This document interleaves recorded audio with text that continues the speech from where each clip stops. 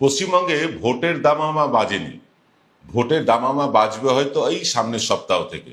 ইতিমধ্যে তৃণমূল তাদের ঘর গোছাতে শুরু করে দিয়েছে। তারা প্রার্থী কাদের করতে চায় কাদের করতে চায় না এ নিয়ে নাম বাছাবাছি চলছে।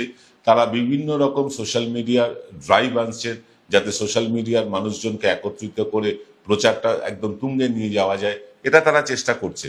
অন্যদিকে খুব ঢিলেঢালা মনোভাব দেখা যাচ্ছে বিজেপির মধ্যে, কংগ্রেসের মধ্যে তো বটেই, এবং বামেদের মধ্যে। তারা এখনো গা ঘামাতে শুরু করেনি। তৃণমূল যখন ওয়ার্ম আপ করা শুরু করে দিয়েছে তখন মাঠেই নামেনি এই দলগুলো। আগামী দিনে হয়তো নিশ্চয়ই তারা নামবেন।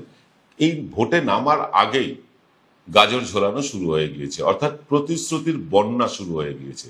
একটার পর একটা প্রতিশ্রুতি দিয়ে চলেছেন শুভেন্দু অধিকারীরা, এবং এই প্রতিশ্রুতি কতটা পশ্চিমবাংলায় কার্যকর হবে, শুভেন্দু অধিকারীর কথায় কতটা পশ্চিমবাংলার মানুষ বিশ্বাস করবে, সেটা নিয়েই হবে আজকের 5টার প্রবচন।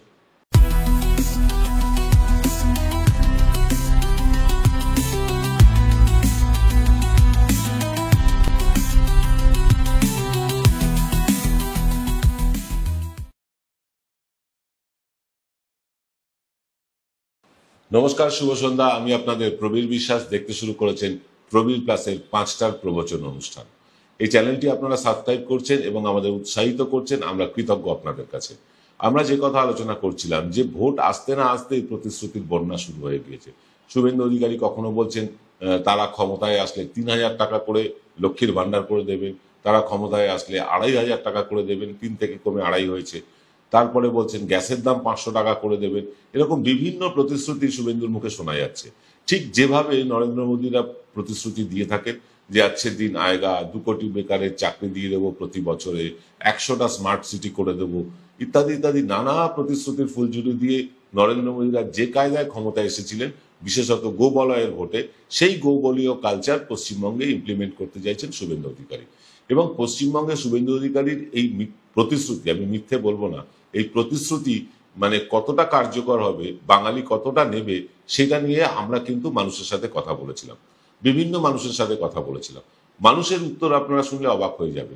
যখন শুভেন্দু অধিকারী বলছেন যে 2,500 টাকা করে আমরা লক্ষ্মীর ভান্ডার করে দেবো, মানুষ কিন্তু প্রশ্ন করেছেন পাল্টা, তাহলে ত্রিপুরায় কেন করছেন না, কেন উত্তরপ্রদেশে করছেন না? মধ্যপ্রদেশে করেছেন বটে, কিন্তু সেগুলো বেছে বেছে কেন? পশ্চিমবঙ্গে তো কোনো বাছাবাছি করে লক্ষ্মীর ভান্ডার দেওয়া হয়নি, তাহলে এটা কেন? নাকি দিল্লির মতন আপনারা এই লক্ষ্মীর ভান্ডারের মতন যে সামাজিক প্রকল্প সেগুলোকে বন্ধই করে দেবেন? এই প্রশ্ন মানুষ করছেন। মানুষ কিন্তু শুভেন্দু অধিকারীর কথায় বিশ্বাস করছেন না। যেমন নরেন্দ্র মোদী মিথ্যে প্রতিশ্রুতি দিয়ে তার জনপ্রিয়তাকে কমিয়ে দিয়েছেন, নিজেই কমিয়েছেন, তার জনপ্রিয়তা এখন ভাটার টানে। তিনি কতদিন প্রধানমন্ত্রী থাকবেন সেই নিয়ে প্রশ্ন চিহ্ন উঠেছে।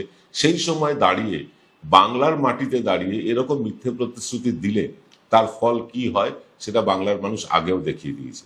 গত লোকসভা নির্বাচনে দেখিয়েছে, তার আগে বিধানসভা নির্বাচনে দেখিয়েছে, পঞ্চায়েতেও দেখিয়েছে।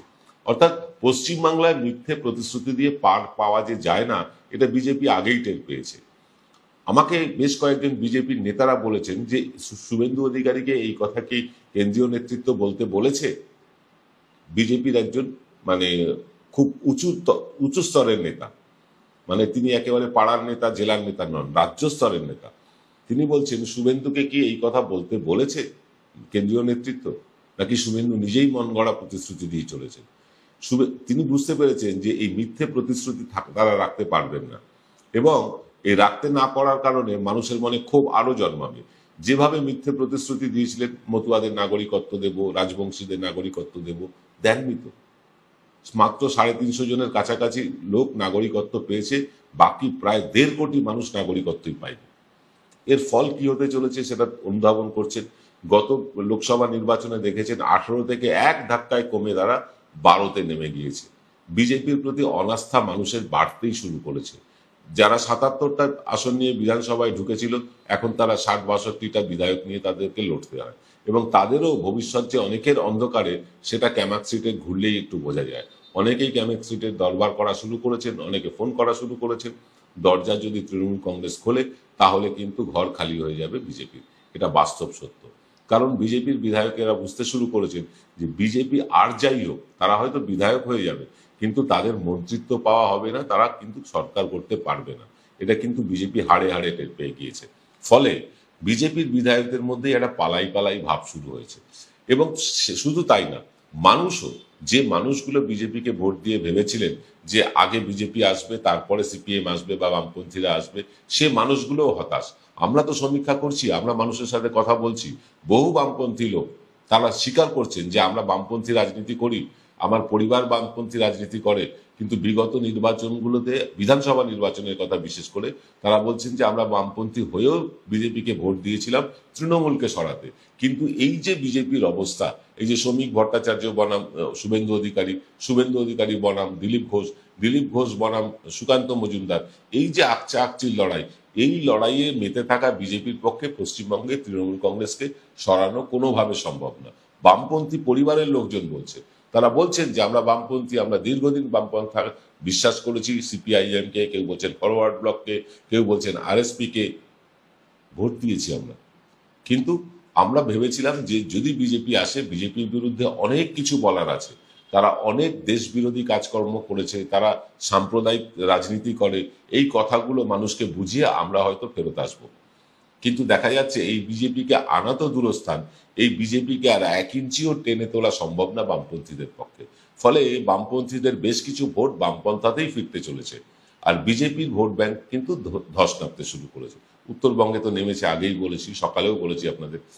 ফলে সব মিলিয়ে এই যে গাজর ঝোলানোর রাজনীতি, যে আমরা ক্ষমতায় আসলে অমুক করে দেবো, ক্ষমতায় আসলে তমুক করে দেবো, এই প্রতিশ্রুতি মানুষ কিন্তু বিজেপির কাছ থেকে আর বিশ্বাস করে না। তাহলে কি তৃণমূলের কাছ থেকে বিশ্বাস করে? দেখুন, তৃণমূলের নেত্রী মমতা বন্দ্যোপাধ্যায়, তিনি ভোটের আগে যে যে প্রতিশ্রুতি দিয়েছিলেন যে তিনি লক্ষ্মীর ভান্ডার করবেন, ক্ষমতায় এলে করেছেন। তিনি বলেছিলেন 500 টাকা থেকে বাড়িয়ে আমি 1000 টাকা করে দেবো, করেছেন। তিনি ভোটের আগে প্রতিশ্রুতি দিয়েছিলেন ছেলে মেয়েদের সাইকেল দেবেন, দিয়েছেন। কন্যাশ্রী প্রকল্প তো যুগান্তকারী প্রকল্প হয়ে গিয়েছে। সমব্যথী প্রকল্প, মানুষ মারা গেলে তার সৎকার করার জন্য বিভিন্ন প্রকল্প করেছেন। আমি কত প্রকল্প বলবো, 94টা প্রকল্প আছে। প্রত্যেকটা প্রতিশ্রুতি তিনি রাখার চেষ্টা করেছেন, মানে প্রায় 95% সফল প্রতিশ্রুতি রাখতেন। হ্যাঁ, পশ্চিমবাংলায় তারপরেও বিজেপি কিন্তু 38% ভোট পেয়েছিল। কারণ এটাই, কারণ এই বামপন্থীদের ভোটটা বিজেপিতে শিফট হয়েছিল। আপনি 38 থেকে যদি 22 বাদ দিয়ে দেন, 22%, 22.5% ভোট বাদ দিয়ে দেন, বিজেপি এখানে কটা আসন পাবে আপনি নিজেই কল্পনা করে নিন। কিন্তু হ্যাঁ, 22-22.5% ভোট পুরোটা তো আর বামে ফিরবে না, নিশ্চয়ই কিছুটা অংশ ফিরবে। যদি 5 থেকে 7% বিজেপির থেকে ভোট বামেতে ফিরে যায়, বিজেপি 40-এর নিচে নেমে যাবে। এটা হচ্ছে বাস্তব পরিস্থিতি। এইরকম একটা অবস্থায় বিজেপি দাঁড়িয়ে আছে।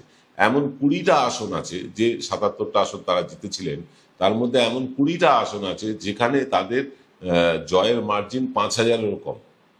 5,000-এরও কম। এমনকি শুভেন্দু অধিকারী নন্দীগ্রামে যেখানে জিতেছিলেন, সেটা 1% কম ভোটে তিনি জিতেছিলেন, সেই লোডশেডিং, সেই সার্ভার বন্ধ ইত্যাদি ইত্যাদি হওয়ার পরে।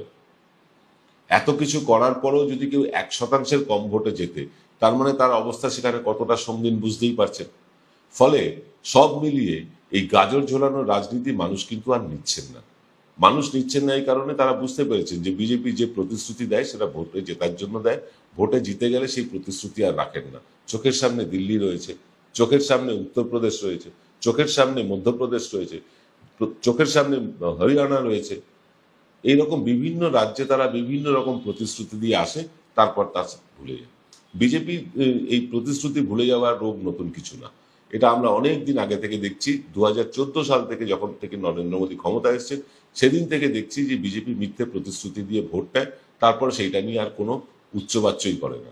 ফলে পশ্চিমবাংলার মানুষ রাজনৈতিক সচেতন মানুষ, তারা সমাজ সচেতন মানুষ, তারা শিক্ষিত মানুষ, তারা বুঝতে পারেন যে কোনটা প্রতিশ্রুতি মিথ্যে দেওয়া হচ্ছে আর কোন প্রতিশ্রুতিটা তারা রক্ষা করতে পারবে। এইটা কিন্তু মানুষ তারা বুঝে গিয়েছে। মানুষ বুঝে গিয়েছেন যে বিজেপি যে প্রতিশ্রুতি দিচ্ছে সেটা গাজর ঝোলানো ছাড়া আর কিচ্ছু না। এই ঝোলানো গাজর কতটা বাঙালি খাবে সেটা কিন্তু আগামী নির্বাচনই বলবে।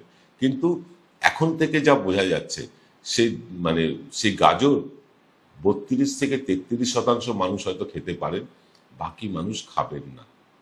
এটা আপনাদের আগেই বলে রাখলাম। আগামী দিনে কি হবে সেটা নিশ্চয়ই আপনারা মিলিয়ে নেবেন। আমরা হাওয়ায় কথা বলি না, আমরা মাটিতে নেমে, গ্রাসরুটে নেমে কাজ করে আপনাদেরকে রিপোর্ট তুলে দিই। সেই রিপোর্ট অনুযায়ী আমরা দেখতে পাচ্ছি বিজেপি 50-52, খুব বড় হলে 55টি আসন পেতে পারে, এবং তাদের ভোট শতাংশ 3 থেকে 4% কমে যেতে চলেছে, ভোট পার্সেন্টেজও কমে যেতে চলেছে। এবার যদি বিজেপির বিধায়করা দলে দলে তারা বিজেপি ছেড়ে যেতে শুরু করে, বিভিন্ন জায়গায় কর্মীরা ইতিমধ্যে যাওয়া শুরু করেছে, সেই মানে কর্মীরা চলে গেলে নেতারা আর কি, তাদের কি অস্তিত্ব থাকে? নেতারা যদি চলে যেতে থাকেন তাহলে বিজেপির কিন্তু অবস্থা সঙ্গীন হয়ে উঠবে। তৃণমূলের ক্ষেত্রে যখন বিজেপিতে যাওয়ার ঢল নেমেছিল তখন শুধু নেতারাই গিয়েছিলেন, কর্মীরা যাননি। মুকুল রায় গিয়েছিলেন, একা গিয়েছিলেন। শুভেন্দু গিয়েছিলেন, একা গিয়েছিলেন। রাজীব ব্যানার্জি গিয়েছিলেন, একা গিয়েছিলেন। যারাই গিয়েছিলেন তারা একা গিয়েছিলেন। কিন্তু এইখানে নেতাদের থেকেও কর্মীদের তৃণমূলে ফিরে আসা বা তৃণমূলে ভিড়ে যাওয়ার একখানা ঢল নেমেছে সারা পশ্চিমবাংলায় বিজেপির যেখানে যেখানে সংগঠন শক্তিশালী ছিল সেই সব জায়গা থেকেও কিন্তু বিজেপি থেকে লোক তৃণমূলে চলে যাচ্ছে। নেতারা হয়তো যেতে পারছেন না বা যাচ্ছেন না, কিন্তু কর্মীরা চলে যাচ্ছে। যে দলের কর্মী না থাকবে সে দল কতটা ভোটে ফল করবে, যতই তারা গাজর ঝোলাক, যতই 2,500 টাকার প্রতিশ্রুতি দিক, যতই তারা বলুক গ্যাসের দাম 500 টাকা করে দেবো, তা মানুষ বিশ্বাস করেন না। কারণ এটা যদি তারা করতে পারতেন তাহলে যেখানে যেখানে ডবল ইঞ্জিন সরকার সেখানেই করতেন।